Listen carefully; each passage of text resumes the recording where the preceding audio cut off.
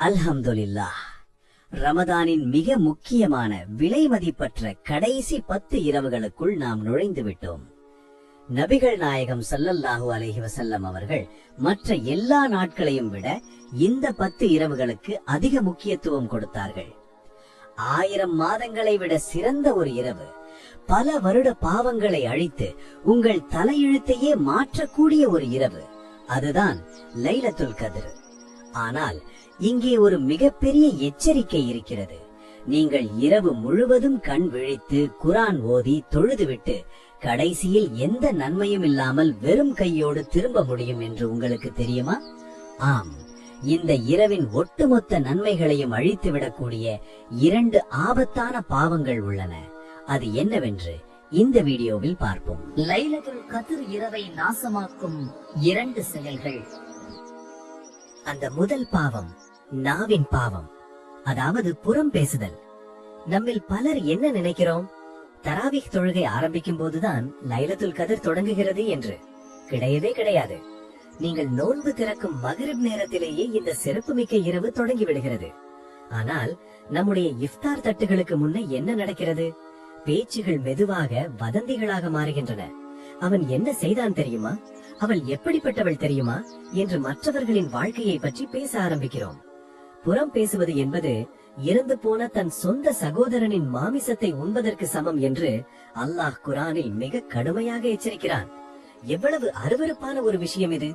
1000 மாதங்களை விட சிறந்த இரவில் இந்த பாவத்தை நாம் செய்யலாமா? இதற்கு பதிலாக உங்கள் பேச்சுகளை மாற்றுங்கள். ஒரு ஹதீஸை சொல்லுங்கள், குர்ஆன் வசனத்தை நினைவூட்டுங்கள், சுவனத்தை பற்றி பேசுங்கள். ஏனென்றால் இந்த இரவில் மலக்குகள் பூமிக்கு இறங்கி வந்து அல்லாஹுவை நினைவு கூறும் சபைகளை சூழ்ந்து கொள்கிறார்கள். உங்கள் நாவினால் நன்மைகளை அழித்து விடாதீர்கள். லைலத்துல் கத்ர் இரவை நாசமாக்கும் 2வது பாவம் இதயத்தில் ஏற்படும் பெருமை. லைலத்துல் கத்ர் என்பது நாம் எவ்வளவு வணங்குகிறோம் என்று மற்றவர்களுக்கு காட்டுவதற்கான இரவல்ல. சிலர் இரவு முழுவதும் தொழுவார்கள், குர்ஆன் ஓதுவார்கள்.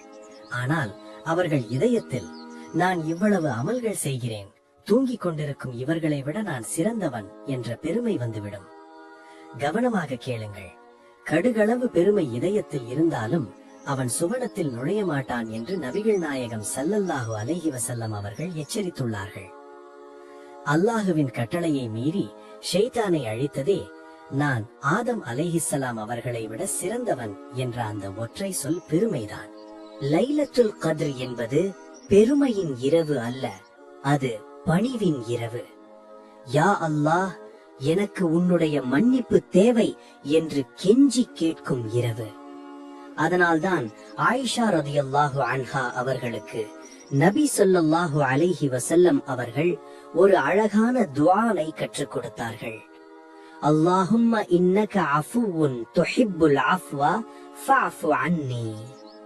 பொருள்: யா அல்லாஹ், நிச்சயமாக நீ மன்னிப்பவன், மன்னிப்பதை நீ விரும்புகிறாய், எனவே என்னை மன்னித்தருள்வாயாக. என் அன்பான சகோதர சகோதரிகளே, இந்த லைலத்துல் கத்ர் இரவை பாதுகாத்துக் கொள்ளுங்கள். மற்றவர்களை பற்றி பேசுவதிலிருந்து உங்கள் நாவை பாதுகாத்துக் கொள்ளுங்கள்.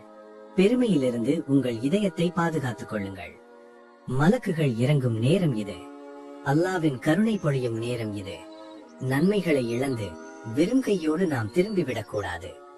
அல்லாஹ் நம் அனைவரின் பாவங்களையும் மன்னித்து லைலத்துல் கத்ரின் முழு நன்மைகளையும் வழங்குவானாக. ஆமீன்.